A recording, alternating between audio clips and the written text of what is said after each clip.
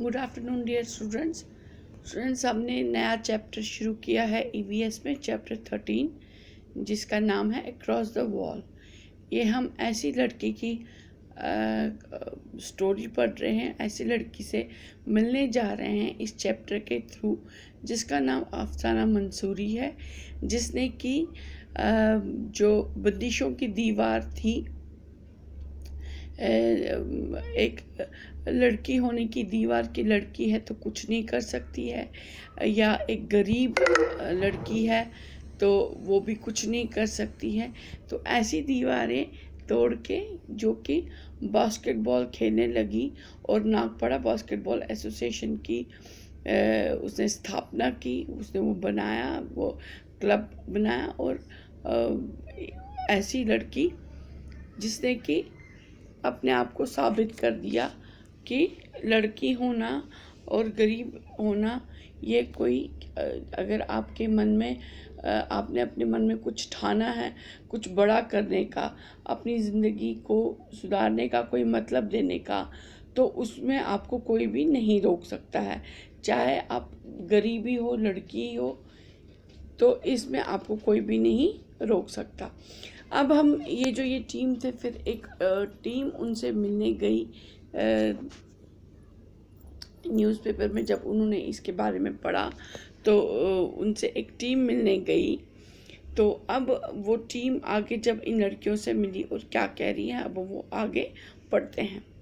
तो meet this special team. अब इस स्पेशल टीम जो नागपाड़ा बास्केटबॉल एसोसिएशन की स्पेशल टीम है, अब उनसे हम मिलने जा रहे हैं। मीट अफसाना एक टीम मेंबर है, जरीन दूसरी, खुशनूर तीसरी एंड आफरीन ये चौथी है। At first the girls were very quiet. पहले तो सारी लड़कियां चुप बैठी थी, but once they started they just did not stop. लेकिन जब उनने शुरू किया तो वो रुकी नहीं। जरीन बिगैन, जरीन बोलने लगी, my house is just in front of this ground. मेरा जो घर है वो बस इस जो ये मैदान आप देख रहे हैं उसके बिल्कुल सामने मेरा घर है। मेरा भाई तो खेलता था, वो हमेशा यहाँ पर खेलता था और मैं अपने बालकनी में उसको खेलते देखती रहती थी। मैं 7th क्लास में थी उस टाइम पे। Whenever the boys played a match, many people came to watch. The winning team got a lot of praise.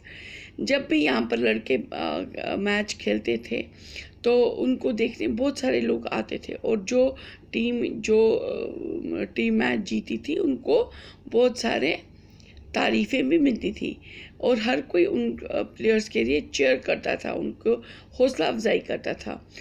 और ये सब देखकर मैंने भी सोचा, मैंने भी ये चाहा कि मैं भी खेल सकती, काश मैं भी खेल पाती।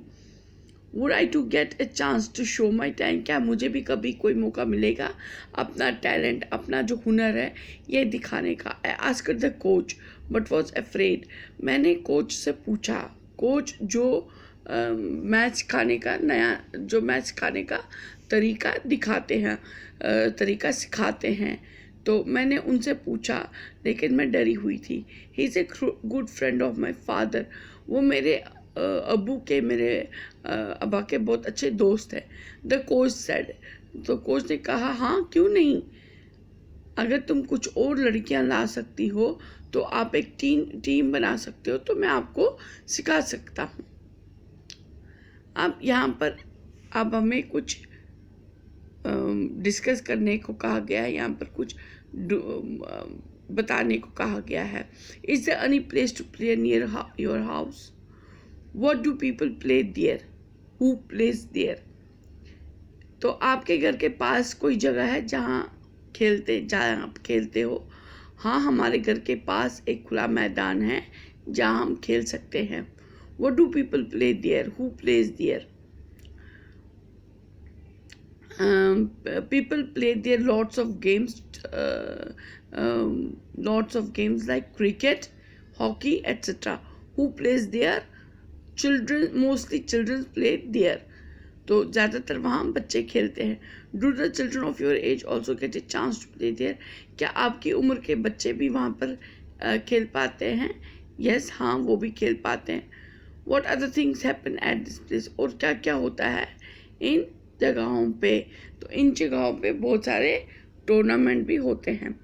तो अब ये जो 4 क्वेश्चंस हैं ये मैं आपको नेक्स्ट वीडियो में ये लिखवाऊंगी।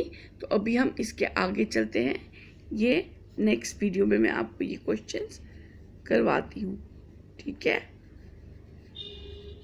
ये लिखेंगे हम नेक्स्ट वीडियो में, हम इनके आंसर लिखेंगे। We asked was it easy to make a beginning, तो हमने पूछा कि ये आसान था ये नई शुरुआत करने का। तो उनमें से जो एक लड़की थी खुशनूर, तो उसने कहा एट फर्स्ट माई पेरेंट्स, फिर पहले तो मेरे पेरेंट्स से, मेरे अम्मी अबू और घर वालों ने मना कर दिया, लेकिन जब मैंने बहुत ज़ोर दिया तो वो मान गए। जब मैंने उनसे बहुत इल्तिजा की तो वो मान गए।